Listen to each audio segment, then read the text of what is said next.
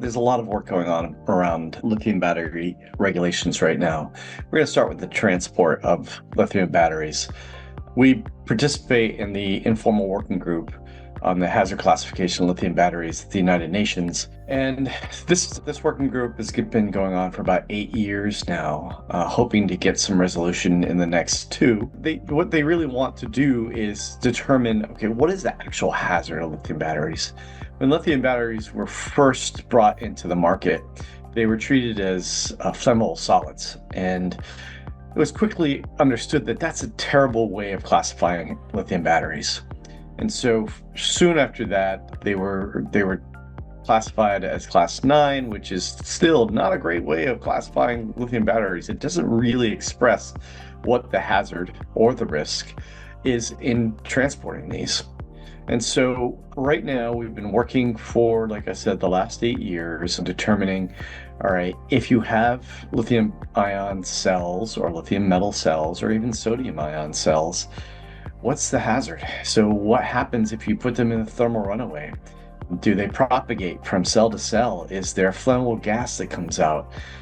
And there's been a lot of testing and a lot of determination and a lot of proposals at the United Nations that have said, hey, we need more than just 6 different proper shipping names for these types of devices. And so through the testing and the deliberations that have been going on, there have been some proposals that have offered up, well, we could have as many as 120 new UN numbers for lithium batteries and sodium batteries and lithium metal batteries. I think everybody agrees that that's way too much. So where we are right now is that the cells will have to be tested to failure. And so, how much propagation do they come apart?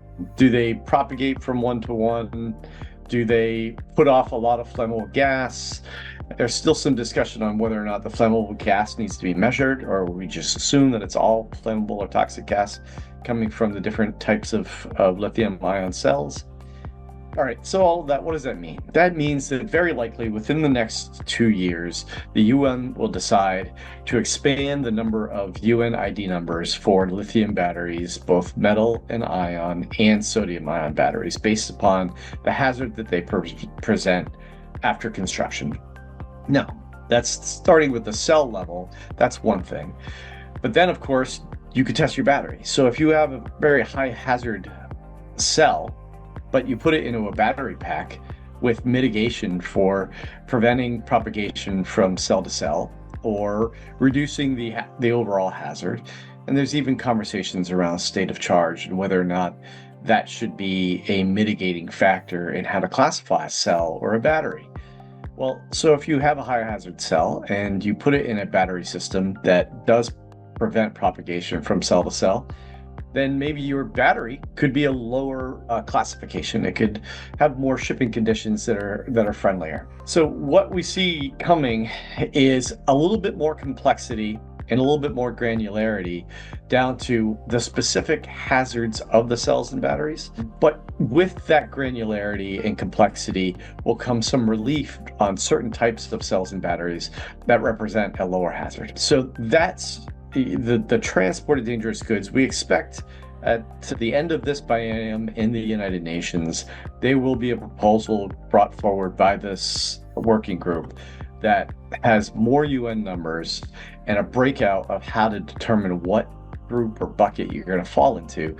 And then, of course, the lower risk and lower hazard type batteries and cells will have less restrictions on them and also lower shipping conditions. So it'll be a little bit easier to ship those if you can prove that there's less hazard and less risk associated with those. So that's likely to come out. If it comes out in the next 2 years at the UN or year and a half, then it'll be another year after that when those regulations are put into the modal regulations like the International Maritime Organization Dangerous Goods Code or the ICAO, which is the International Civil Aviation Organization Technical Instructions. And probably around that same time will be incorporated into the US regulations and other national regulations. So we can see some further complexity but it's also a little bit of clarity and hopefully what battery manufacturers or companies will figure out is, hey, if we can build into our battery systems mitigating effects that reduce the propagation or reduce the outflow of flammable gases, then shipping our lithium batteries or devices with lithium batteries should be easier. Now, when it comes to storage, there's a lot of conversations going on about storage, especially in the United States, but also internationally. The NFPA, the National Fire Protection Agency, is putting out and working with a lot of fire marshals around the country on the storage of lithium batteries.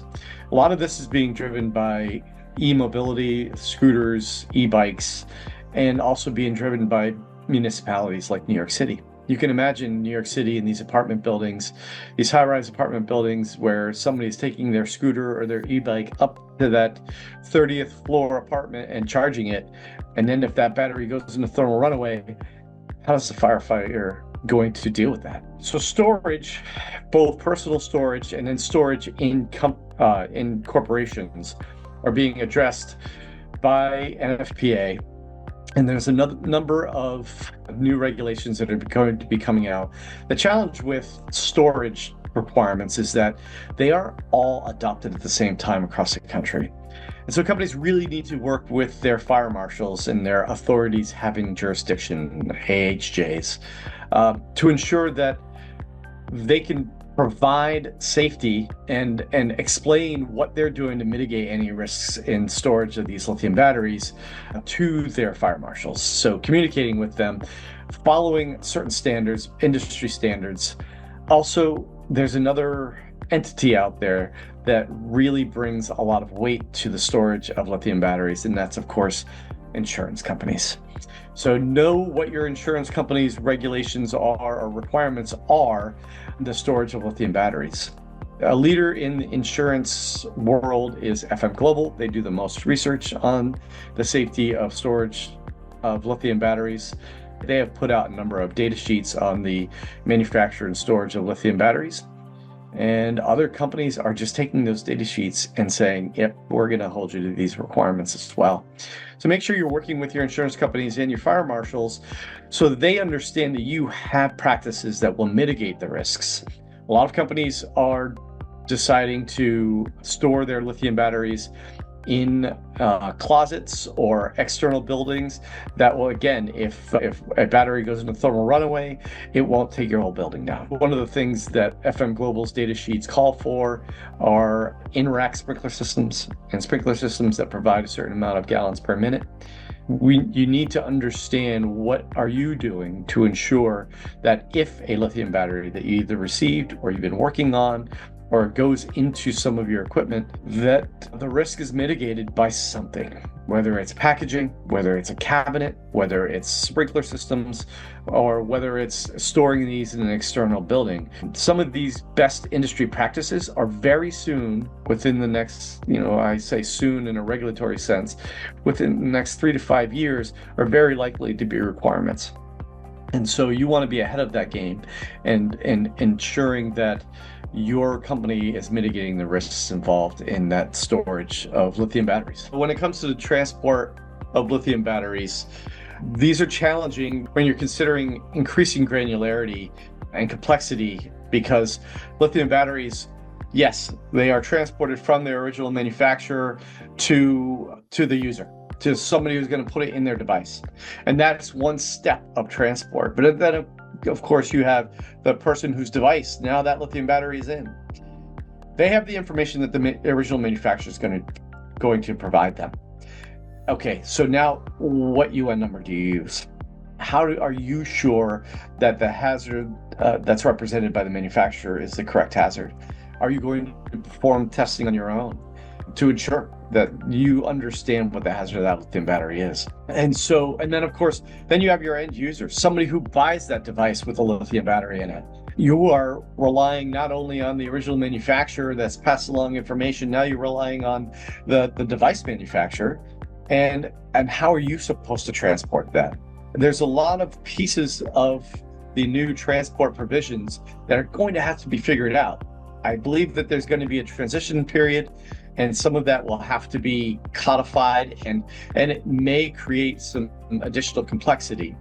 As a former regulator, you don't want complexity in your regulations, because as soon as somebody feels like there's too much complexity, then it's easier just to submit it as non-declared, or to not follow the regulations the way they were intended, because it's just too complicated. And so representatives like the Medical Device Transport Council and other trade associations that are participating in these working groups, we are there to ensure that although there's going to be more complexity, there's going to be more granularity, that it's easy to follow what the regulatory intent is. And so as we move forward, what we're hoping for is a clear path on how to deal with the device and the battery that you have in your hands.